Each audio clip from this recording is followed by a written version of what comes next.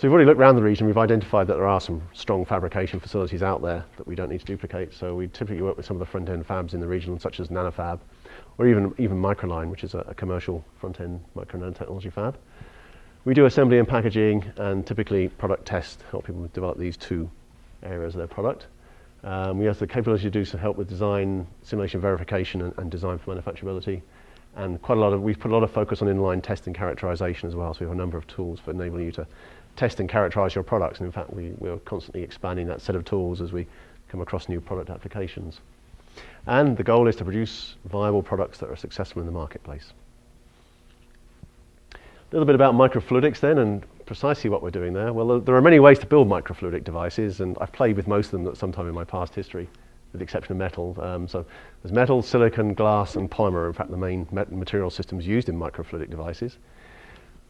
Metal is actually used only in some very limited situations. For instance, in the chemical industry, it's quite expensive to make microfluidics in metal. It can be done, but it's only used where you have to have extremes of temperature or pressure or very, very harsh processing environments. So that's generally not used in medical devices, so we can rule that one out. Silicon is sometimes used in medical devices because silicon has some advantageous properties. Unfortunately, it's very expensive. Its one benefit is it's quite hard material, so it's used often for microneedle arrays where you want to try and make something that painlessly penetrates the skin barrier. The main technology that obviously I've highlighted here is polymer technology. This is the one that really gets used in the microfluidic products a lot, mostly because of the extremely low base cost of polymer. A typical polymer sheet will contribute a few cents to the cost of the final process device. So you end up with a very cheap disposable cartridge, which is what most people are aiming for when they're developing microfluidic products for medical applications. And it's very flexible stuff. Polymer can be formed in many, many different ways. There's lots of techniques for enabling you to manufacture precise structures in polymer. We're specializing in hot embossing because we feel is a good technique that sits at the low to medium volume point in the manufacturing space. For very, very high volume manufacturing, you might consider injection molding. It definitely gives you some cost advantages when you go into 1 million units plus. But most of our medical customers are talking tens, hundreds, maybe thousands, perhaps hundreds of thousands if they really get rolling over the next 4 to 5 years. And that's really where hot embossing wins out. We think it's a great technology. It gives you low entry costs for tooling and the ability to produce those kind of volumes at reasonably attractive prices. So our focus on polymers has been hot embossing, and we have a suite of other technologies that enable us to microform devices and create lab-on-a-chip systems. So just to show you some of those systems, this is our hot embosser. Bought from a company called Yallup based in Germany. They're actually a spin-out from Carl Zeiss. I think somebody mentioned Carl Zeiss earlier on. So these guys were a spin-out from Carl Zeiss as well. The machine is currently in the process of being installed. We went over to Germany last month to check it out, and it looks a really good machine.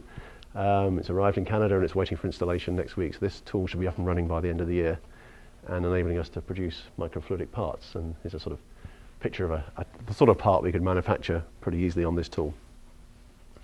It has some benefits in terms of volume manufacturing. It enables us to stamp quite large areas. We can stamp a 12-inch circle, so we can fit probably 100 chips per substrate, and we can churn them out in cycle times between 1 and 3 minutes. So again, we can achieve reasonable volumes at good costs and for a good manufacturing solution. We have some other useful tools that people are interesting. For instance, we have a laser cutting and drilling system, 532 nanometer, particularly good for hard materials and opaque materials. It will do some work with transparent materials, but perhaps a little bit of difficulty. And e-beam welding is another tool we actually bought for the energy industry because those guys are very interested in e-beam welding, but it turns out it's used extensively for making high precision medical devices because it can weld difficult to weld materials like titanium or titanium alloys because it's in a vacuum environment where you're doing the welding, so you don't have to worry about I've been told I've got 2 minutes, so I better move on a bit here. But a very exciting tool nonetheless. We also have a substantial suite of design, simulation, and characterization tools, ANSYS multiphysics, which we just recently upgraded with the CFD, computational fluid dynamics module, so we can do some of the more sophisticated flow computations on the chip in our lab-on-a-chip devices. Solid modeling with SolidWorks and things like AutoCAD for standard layout and design.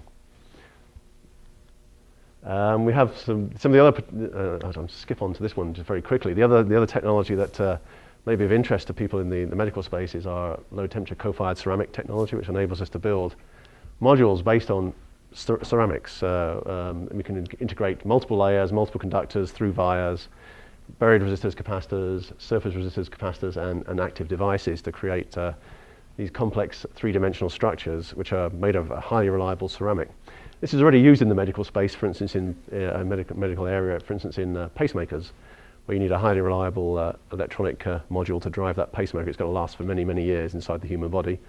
And these materials are generally fairly biocompatible, and they're very reliable. So we think that's got some interesting applications, and potentially also in RF as well. For instance, ceramic is also used in many things like Bluetooth modules and so on. So we think there's some great potential there. So I'm not going to walk through this entire list, but we have a whole bunch of tools that let us to build sophisticated modules. Some of these can be applied to our microfluidic devices as well. So we could do flip chip placement of chips directly onto microfluidic devices if that's needed, or do gold wire bonding and so on. If you want to learn more about the technologies, do come and talk to us. We have a bunch of characterization capabilities as well, and this is again a set that's expanding all the time. So things like we've got an SEM. We have a very useful tool, a couple of very useful tools for looking at microfluidic devices. First of all is the scanning acoustic microscope, which is a great tool for looking for buried defects inside solid materials, and it's being used quite a lot by our customers. We were surprised at the demand for this particular tool, in fact.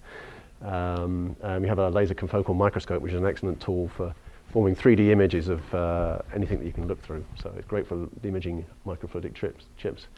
We have a bunch of electrical test tools and some optical test capabilities as well, so that you can set up, for instance, fluorescence tests and bench test them in our optical darkroom. We don't just work in isolation.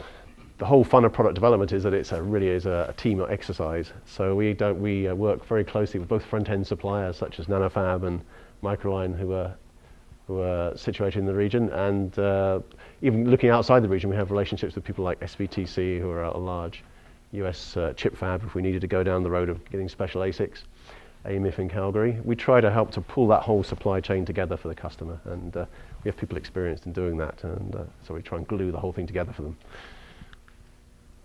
So just to briefly summarize, I think I'm more or less on time. Microfluidics and lab-on chip were used in lots of medical applications, and I think point-of-care diagnostics, drug delivery are a couple we've touched on, but there are many more out there that your imagination can develop, I think. ACAMP has been set up to assist companies in Western Canada to commercialize new product ideas, and we can do a wide range of activities for you to help you develop microfluidic test platforms.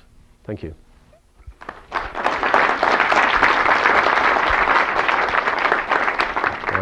I'm happy to take any questions. This is almost a repeat of a question that happened earlier, in that your chip partnership is with a company in California as opposed to someone like DALSA in Canada. Just wondering what was driving that relationship.